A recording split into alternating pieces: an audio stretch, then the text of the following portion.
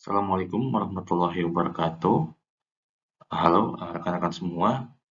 Pada kesempatan kali ini saya akan memberikan proposal proyek kelas terkait dengan Digital Transformation in Oil and Gas Companies, Case Study Undeveloped Discovery in Exploration, dengan dosen pengampu Dr. Insinyur Tatang Ataufik, MSc IPU, dan Dr. Ninik Fajar Puspita, MN.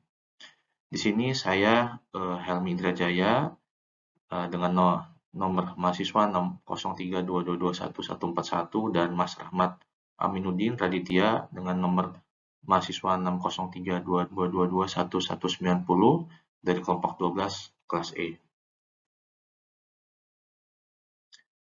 Sebagai konten yang akan kita sajikan, ada 3 hal yang akan kita berikan. Pertama terkait dengan pendahuluan, di mana di dalamnya ada latar belakang, kemudian ada rumusan masalah, ada tujuan penelitian dan manfaat penelitian.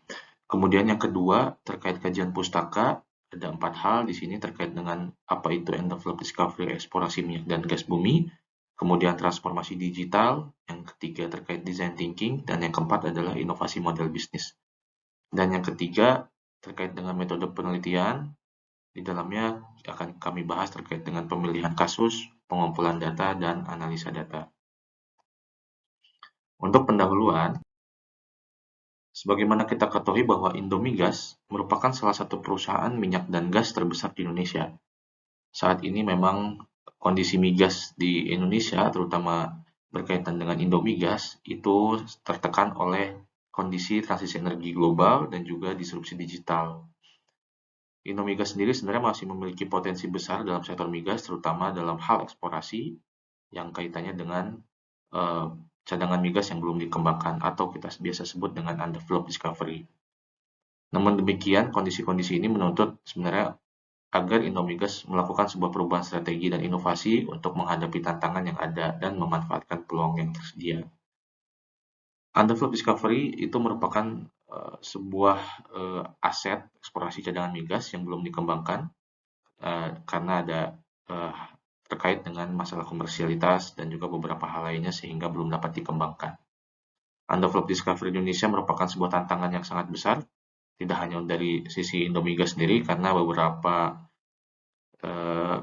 kasus di Indonesia seperti halnya di Blok West Papua, Blok Cendrawasih, Blok Natuna, Blok Masela maupun Blok East Kalimantan, beberapa undeveloped discovery masih belum dapat dilakukan percepatan untuk dikembangkan. Sehingga untuk mengantisipasi hal tersebut, Indomigas ingin mencoba memanfaatkan transformasi digital, terutama dalam melakukan manajemen operasional dan juga pengelolaan asetnya, sehingga dengan adanya teknologi ini harapannya pengelolaan aset lebih efektif dan efisien sehingga terjadinya percepatan dalam produksi migas ke depan. Untuk rumusan masalah, sebagai perusahaan yang bergerak di sektor migas, Indomigas tentu menghadapi tantangan dan juga persaingan dalam bisnisnya, terutama dalam sisi transisi energi global dan juga disrupsi. Dalam konteks ini, harapannya teknologi digital dapat membantu Indomigas dalam mengelola aset-asetnya. Setidaknya ada 3 masalah yang terlihat kenapa di Indomigas perlu dilakukan transformasi digital. Pertama, terkait pengelolaan data itu masih belum terpusat, masih berada di area-areanya. Kemudian yang kedua, belum terintegrasinya data antar fungsi di dalam pengelolaan, baik itu antara eksplorasi dengan pengembangan, maupun eksplorasi dengan komersialitas, dan beberapa fungsi lainnya. Kemudian juga belum ada pengolahan teknologi digital dalam pengelolaan datanya. Dalam hal ini pengelolaannya masih bersifat standar atau konvensional, sehingga kita melihat bahwa rumusan makalah ini adalah bagaimana Indomigas dapat memanfaatkan teknologi digital, terutama dalam melakukan manajemen asetnya, sehingga kedepannya dapat meningkatkan produksi serta menjadi kekuatan dalam daya saing perusahaannya. Tujuan penelitian sendiri sebenarnya untuk menganalisis atau mengevaluasi potensi dari penggunaan teknologi digital oleh Indomigas dan kita lihat implikasinya nanti terhadap model bisnis untuk mengatasi tantangan yang dihadapi terutama dalam pengelolaan aset undeveloped discovery.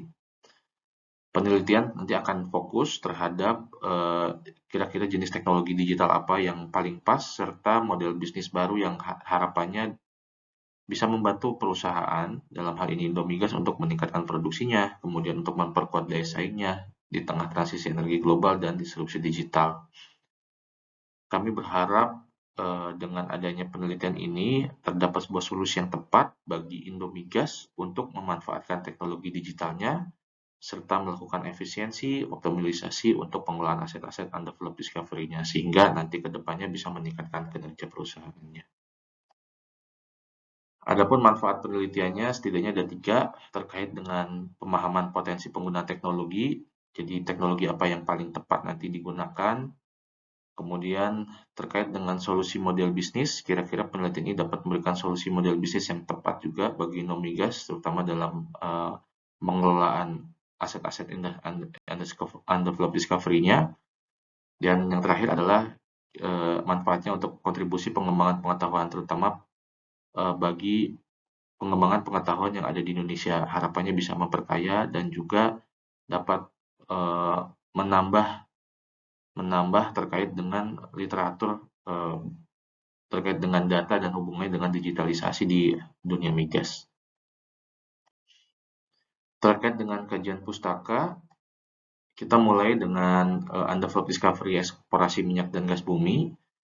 Jadi kalau kita cermati, undeveloped discovery itu merujuk pada sebuah deposit atau artinya adalah sebuah aset migas yang sebenarnya sudah ditemukan dari fase eksplorasi tetapi belum juga dapat dikembangkan atau diproduksikan sehingga belum bisa memberikan value komersial.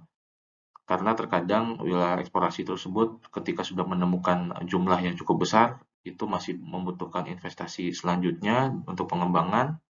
Ini bisa terjadi karena memang masalah keekonomian, komersialitas, atau kekurangan data. Nah,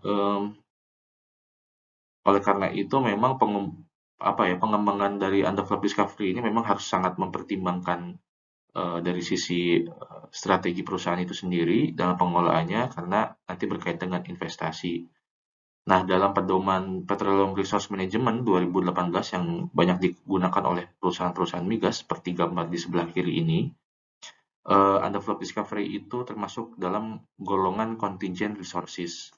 Kalau kita lihat dalam sumbu X ini adalah range uncertainty-nya. Jadi kalau dalam fase uncertainty-nya itu kita lihat ada 1C, 2C, dan 3C, di mana biasanya angka yang digunakan untuk pelaporan itu angka 2C untuk cadangan migas itu sendiri, dan sumbu Y-nya itu adalah kesempatan untuk melakukan komersialitas. Nah, kalau kita lihat fase contingent resources ini masih dalam klasifikasi subkomersial, artinya memang belum bisa dapat dikembangkan atau dikomersialisasikan.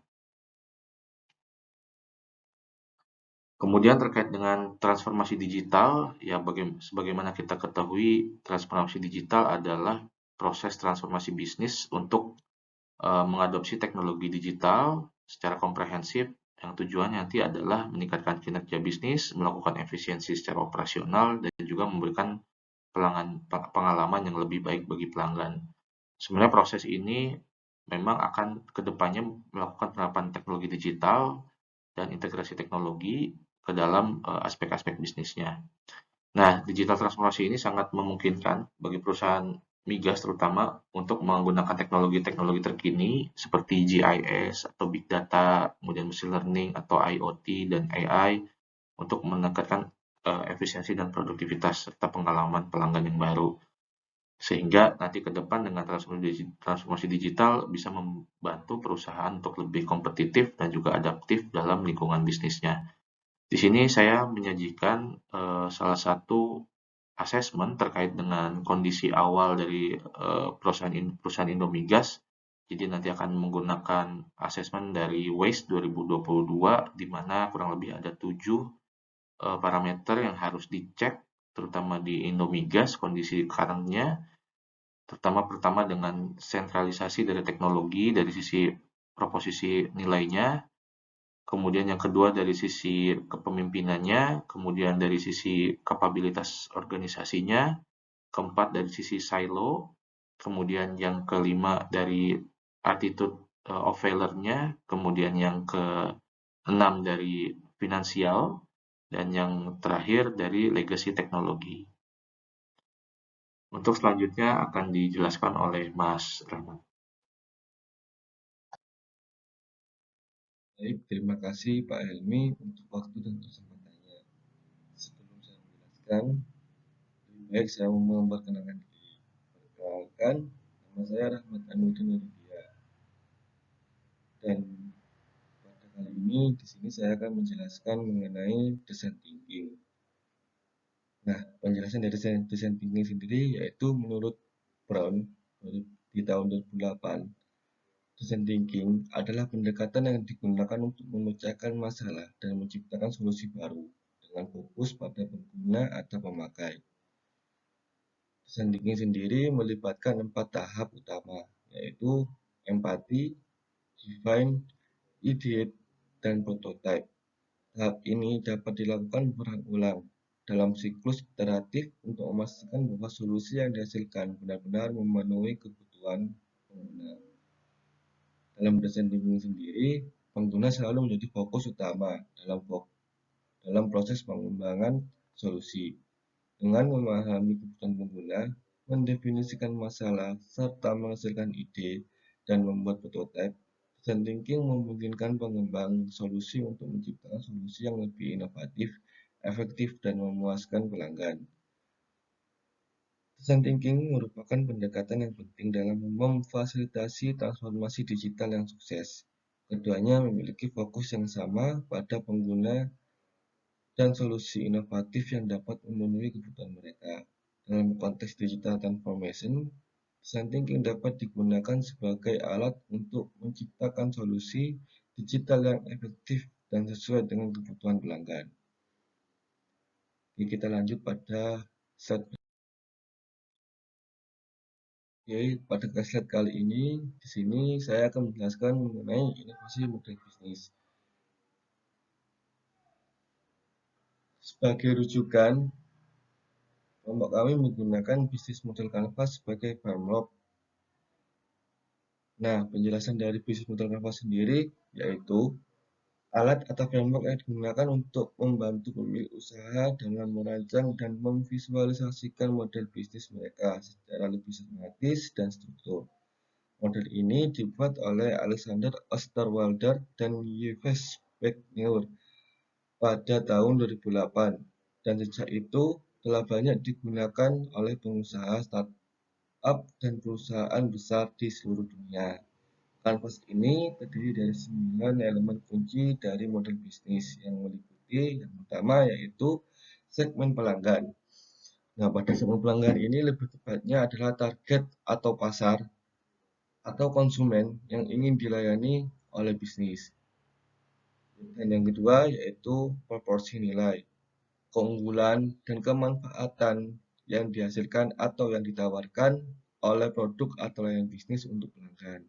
Dan yang ketiga, saluran distribusi. Nah, pada penjelasan saluran distribusi yaitu lebih tepatnya bagaimana produk atau layanan dijual dan distribusikan ke pelanggan. Dan yang keempat adalah hubungan pelanggan.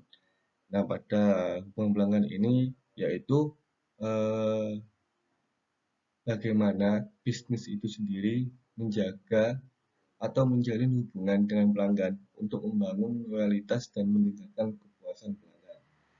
Karena jika tidak adanya hubungan pelanggan atau tidak ada treatment ini eh, akan menjadi suatu bumerang sendiri bagi pelaku usaha itu karena tidak bisa mendetect apa yang diinginkan atau apa yang diharapkan oleh pelanggan itu sendiri.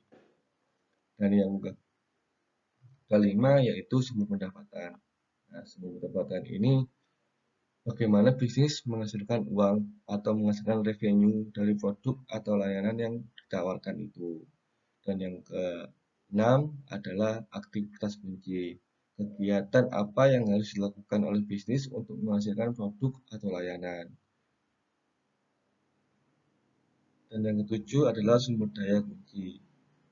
Pada sumber daya kunci ini tidak hanya berlaku untuk barang saja, tapi sumber daya ini mencakup semua sumber daya yang ada dalam bisnis itu sendiri, termasuk dari manusia itu sendiri. Karena jika tidak ada yang bisa menghasilkan ide produk atau suatu ide layanan yang bagus, saya rasa tidak akan menjadi suatu bisnis yang sustainable untuk kedepannya.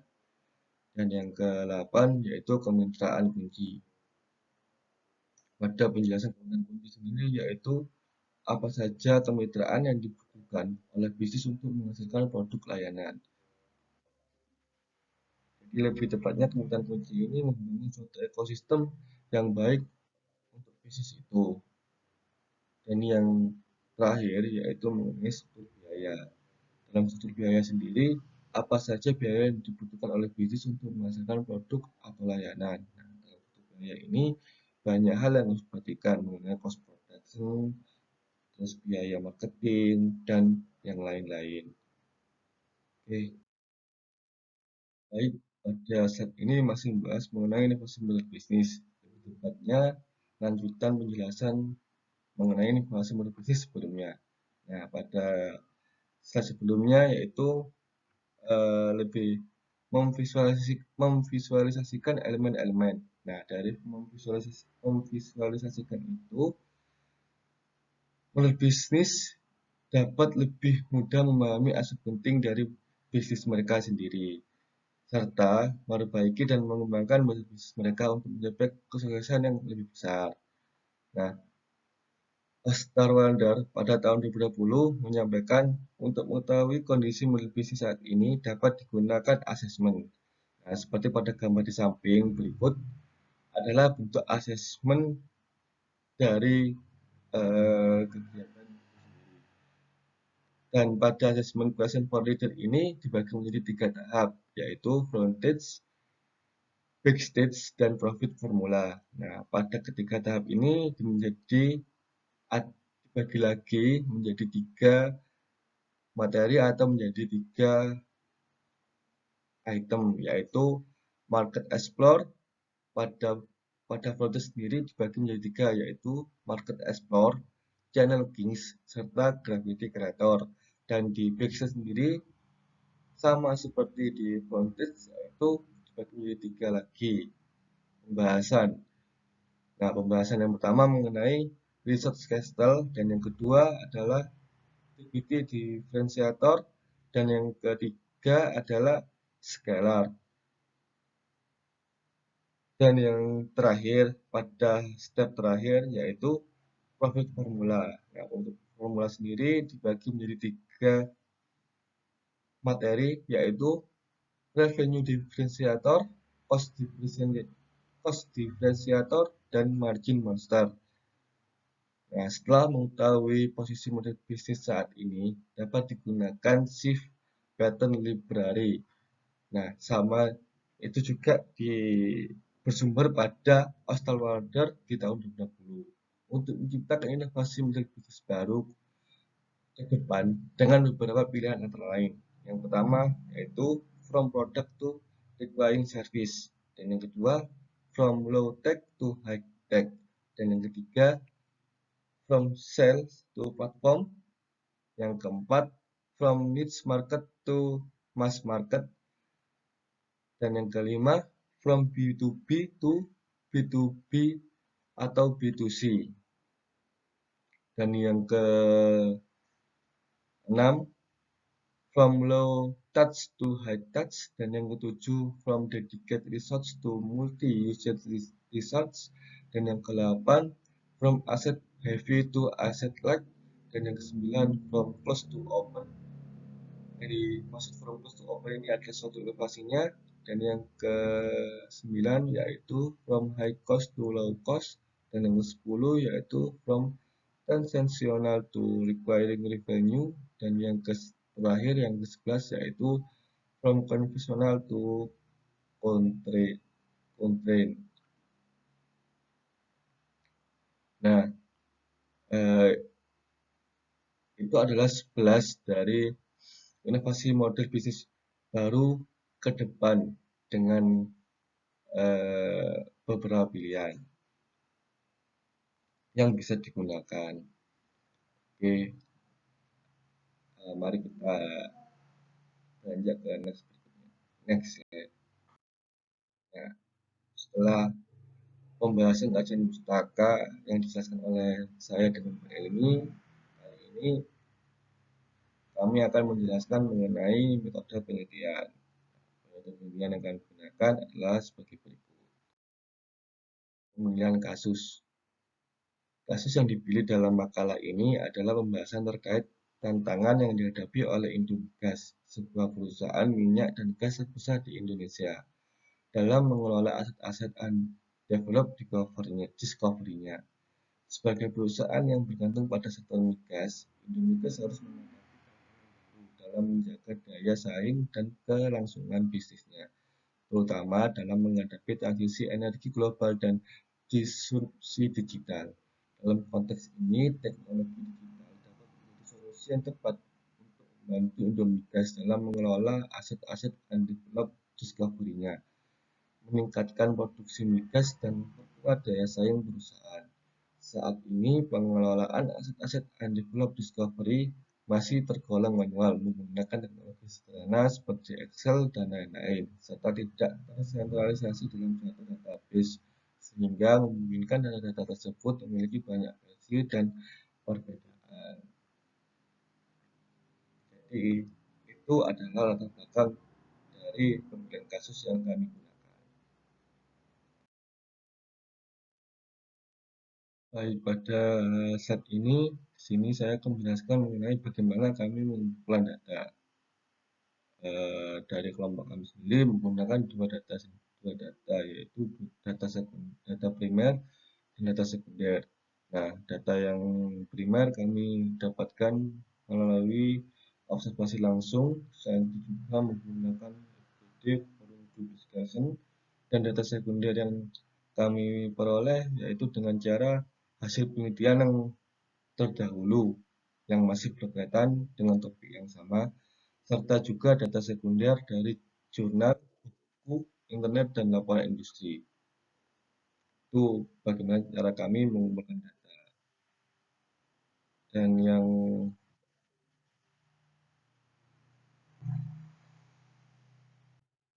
baik pada tahap analisa data sendiri, kelompok kami melakukan pendekatan terhadap 6 elemen transformasi digital. Yang pertama yaitu mengenai kultur digital, pengalaman pelanggan, proses bisnis, sumber daya manusia, teknologi dan yang terakhir yaitu kemitraan. Nah, berikut adalah runtutan atau langkah-langkah yang digunakan dalam menganalisa data. Riset ini dimulai dari penilaian digital. Di sini kita ingin melihat posisi organisasi digital dari Indomigas, sisi transformasi digitalnya. Kemudian, setelah penilaian digital, dilakukan penilaian model bisnis untuk melihat kondisi bisnis saat ini. Setelah memetakan penilaian awal dari sisi digital dan model bisnis, kita coba bangun solusi melalui proses design thinking yang berfokus pada pengguna. Setelah produk atau prototipe selesai dibuat, maka kemudian dibuat rencana perbaikan model bisnis dengan memanfaatkan library bisnis model shift. Nah, itu semua adalah penjelasan mengenai bagaimana kami menganalisa data. Alhamdulillah kita di sesi presentasi yang kami jelaskan yang mengenai digital transformation in oil and gas company dengan study case and develop discovery in eksplorasi. Saya sendiri Ahmad Aminuddin Aditya dan teman saya Pak Helmi Hidayatjaya pamit undur diri dan mengucapkan terima kasih sebanyak-banyaknya kepada audiens sudah meluangkan waktu untuk mendengarkan dan melihat video presentasi yang kami buat. Kami dari kelompok 12 mengucapkan minta maaf sebesar-besarnya apabila ada kekurangan dalam penjelasan yang kami jelaskan. Kurang lebihnya mohon maaf. Wassalamualaikum warahmatullahi wabarakatuh.